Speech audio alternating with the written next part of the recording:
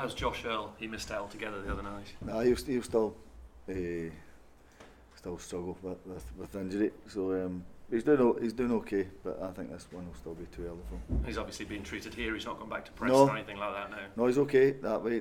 He's been really good since he's come in. Josh, he really has. It was just an unfortunate accident which happened to him.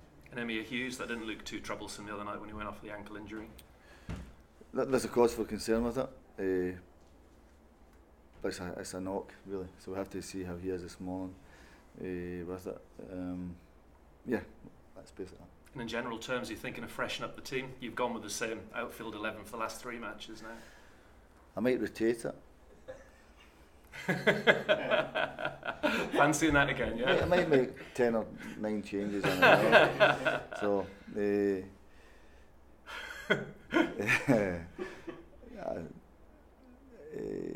listen, the team has been going really well.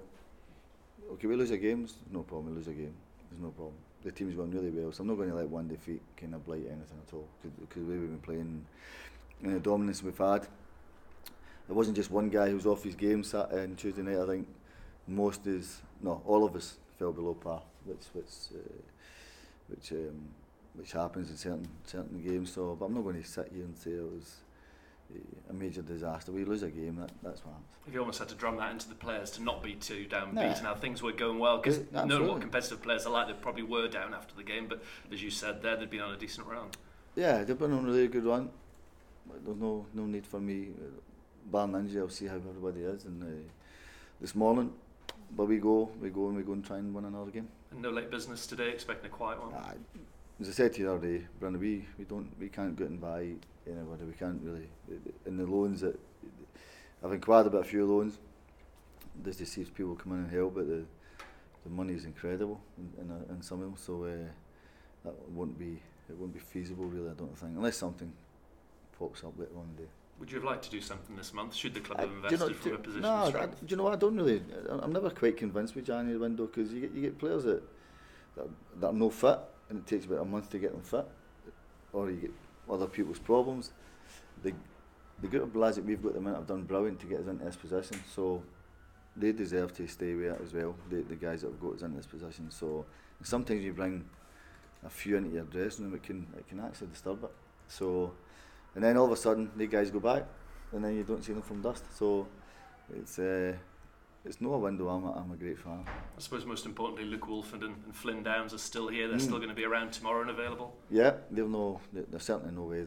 Unless somebody come in with incredible amount of money, there's no way the two guys are going. You must be expecting a very different game of football, facing Peterborough, to what you faced on Tuesday night. Yeah, and that's no slant on Rotherham at all. Rotherham done well. They beat us. Deservedly beat us. They were better than us on the night. They played a different type of football. We might have got, as I said before, an undeserved draw at the end when we hit the post. But other than that, we didn't really cause them too much. Never done well enough with the ball. I didn't think. Without the ball, we were not too bad. We defended quite well. But with the ball, we just couldn't get going. This game is different. And but we are at home. We're playing well. It's a good game. You need to maintain this positive home form, don't you? Yeah. Because over the season it's not been anywhere near your away form. No, it's been role reversal really. And normally you get your home form like their away form. So, but we've done it a different way. The home form is where most of your fans come and see, and that's you've got to rectify that. What do you made of Peterborough? You've seen them twice so far this season and turned the corner of late. Darren seems to have gotten going again. Aye, that's what can happen. It's, as I said, there's a hell of a lot of games, 16 games to go. It's a lot of football still to be played. It's a difficult game, but equally so it's a difficult game for Peterborough. Looks wide open in terms of the race for the top two, doesn't it? Would you go down as maybe far as 6th and 7th in the division, can still go up automatically? Yeah, because of the amount of games, anything can happen. 16 games, a lot of football. Then you've got the Easter period as well to go through. So, as I said before, there's no point in keeping an eye on where we're on the table or who's at the top. No, in this moment, it's just about game by game. It'd be a good test for your defenders. They are fairly free scoring, Peterborough.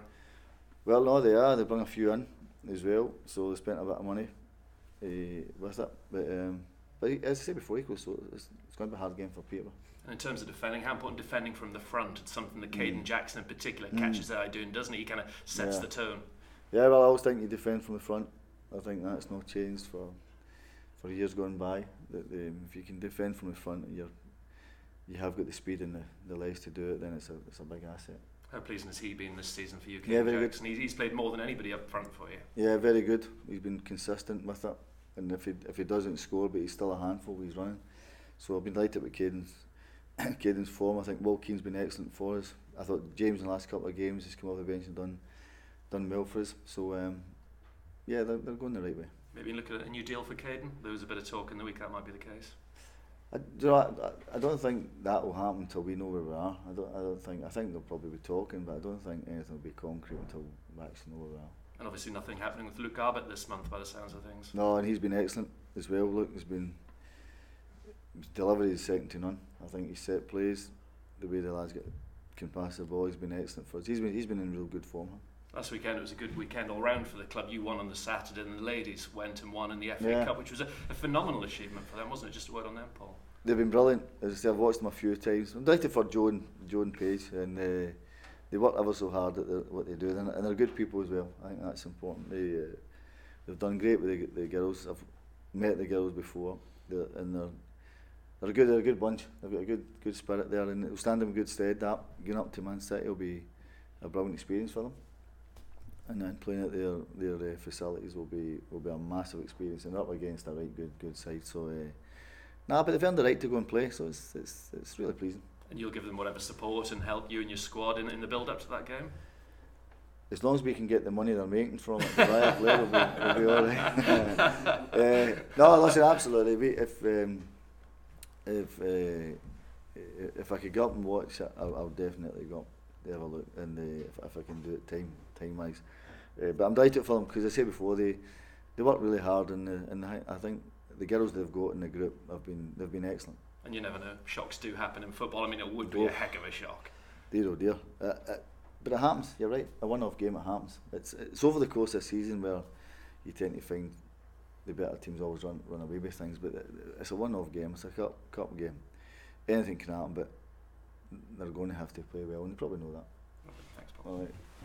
Talked about home form and the importance of home form. I think 10 of the last 16 are at home. Yeah. Paul, so if you can really get things going and get a bit of fear factor at Portman Road, that's going to be massive, isn't it? Huge. The fans have got a massive part to play in it. We need them.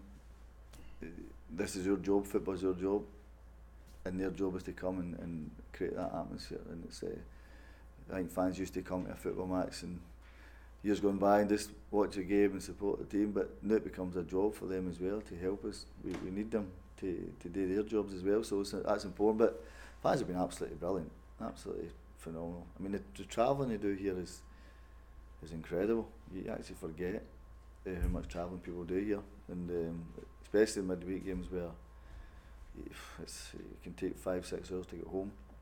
And it's good for them. A lot of games are at home. And if they keep supporting us the way they are, then it'll be great. How much difference can a crowd make if they're making an intimidating, aggressive, loud atmosphere? It's paramount. It can never be underestimated, the power of a crowd. For you or against you is not position. When I've played in games where, dear oh dear, you can't get out at certain times, and teams are coming at you from all angles, and you think, when's it going to stop?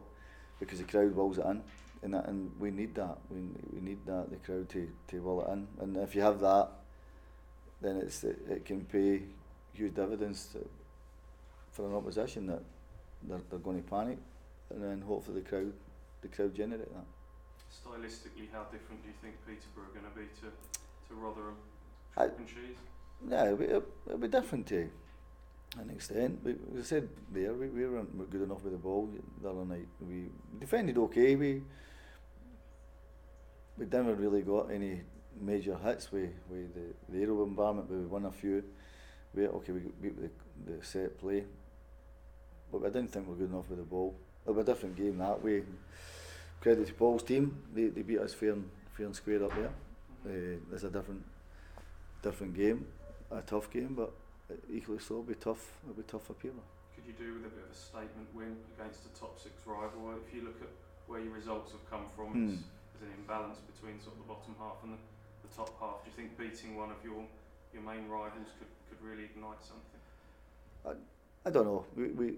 I never look at that. I think, well, if we go and try and win a game, doesn't matter whether you're second, third or 18th, whatever it is, we try to win a football match, so we're going to try our best to win. It's a difficult game, but we're in good form.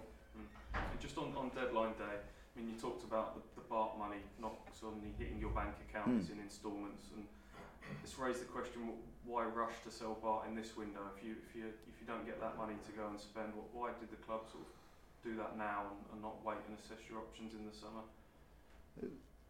It was the right thing for the club, right thing for BART. Finances, they take a hell of a lot. How you want to interpret finances, whether it's transfer fee or salaries or whatever the case may be, it was right.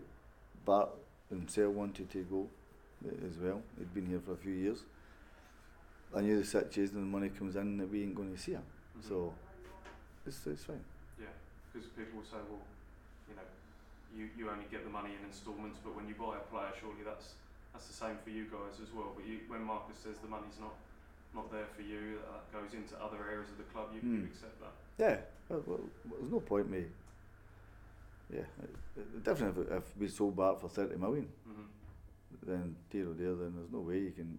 But yeah, as what it is. There's no point in saying why can't I get it when it's not there, you know.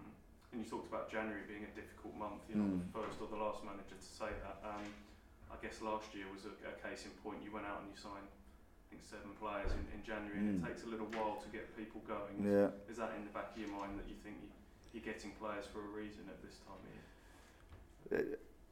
Not really. I think last year we were trying everything to stay in the league. This year the guys, they knew have put themselves in a position where we're in a real good place, with no touching distance for getting into the league.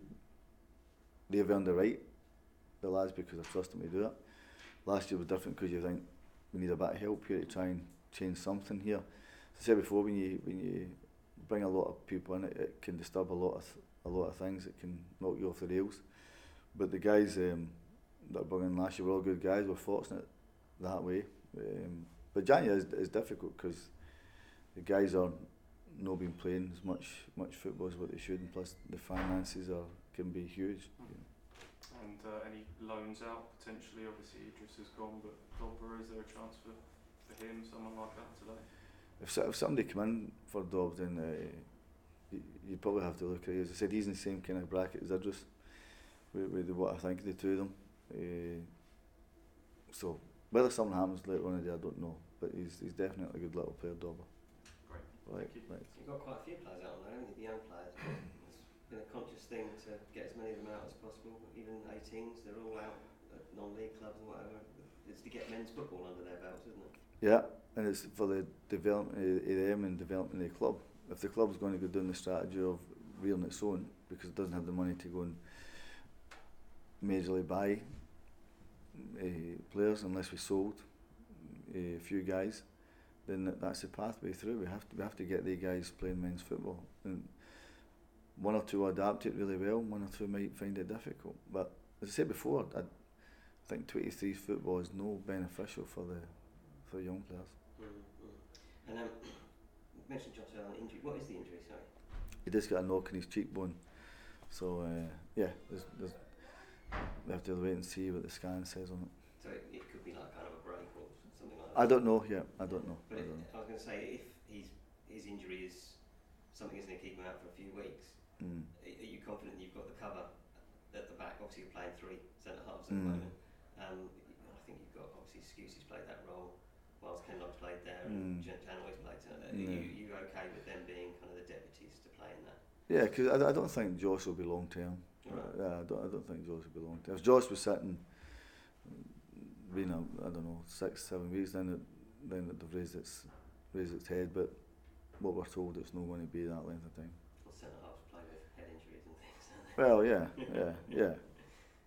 And Bish, he's obviously played a few games on the bench now. Yeah. Is he nearing a start? Is he showing you enough in training? He's done great. He's a little knock at the minute, so we need to see how he is. So the big thing for Bishop is he has to start to play games. Now, it's okay talking about been a great player, a good player. He knows himself. He's got to play games, and it's frustrating for him because it's always stop-start. But when he's actually been on the pitch for us, he's done really well. But 20 minutes here and there, 30 minutes here and there is not enough. We need him to be totally fit in game. What is the problem he's picked up? He's just got a little problem with his knee. It's not too bad. It's not too bad, but we need to see how he is. But obviously we take no risk with him. No, we can't. No, we can't. And same with Emir as well. Amir's totally fine with his knee. All the things are going. It was a whack on his ankle that's gave us a little bit of concern. So we see how he is. So what sort of concern? It'll be out for a few weeks, or it could be a longer term thing. I don't know. No, I don't know. I need to wait and see how he is this morning. Okay, thank you very much. Cool. I'm sorry, I was just thinking about January. I remember speaking to Marcus last year, and Ipswich fans always think back to 14-15 when Ipswich were top at Christmas. Yeah. And obviously ended up in the playoffs. And in hindsight, people looked back and thought, should we have strengthened from a position of strength? And was there a few regrets there? And Marcus says he spoke to Mick McCarthy in January and says, is there anything we need to do? Is there anything I can do? And I think Mick was of the opinion that, again, you can upset the balance of the squad. You know, you can end up, like you say, having a negative effect if you bring people in. Is that kind of where, if you had those same sort of conversations with Marcus, as he said to you, can I do anything given the position we're in? Marcus has been great, but the players that I inquired were too rich. Too rich. Or I go for kids that's no any better than the kids, or they're not ready to come into this environment. It's not going to benefit us on that side. The ones I did go for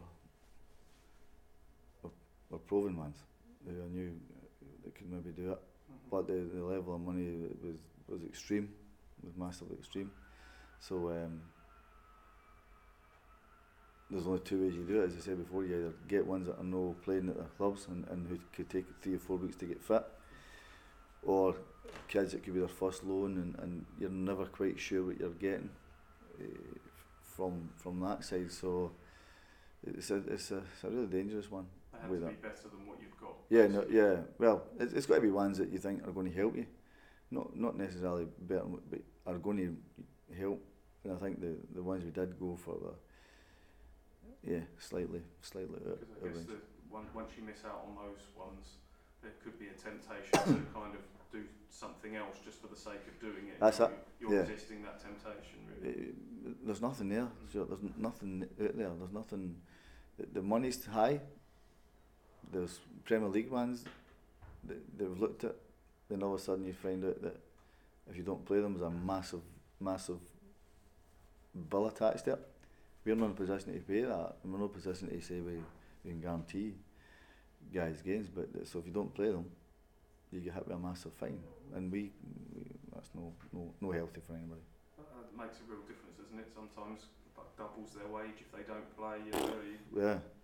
And it's too dear, too rich for us. But the ones I want to look at was, were high. But ultimately, your message is this squad is good enough to go on and get the job done. Well, it's got absolutely. Well, it's got us in the position it has. It's got us in that. As I said before, nobody would. I don't think many people would expect us to be where we are because of disappointment last year. Because it's dead difficult where a team gets relegated to be in that position. Doesn't matter what club you're at. You can through my old club Stoke, and that's got a wealth of ownership there, really good ownership. It's found it unbelievably tough. Been finding itself nowhere near a playoff, nowhere near it. So things like that can happen with it. But what the guys have done is been absolutely brilliant for us to turn it around. We've never really been at the top 6 all season. We've always been up there, and we're still in it. Thank you. All right. No, thanks.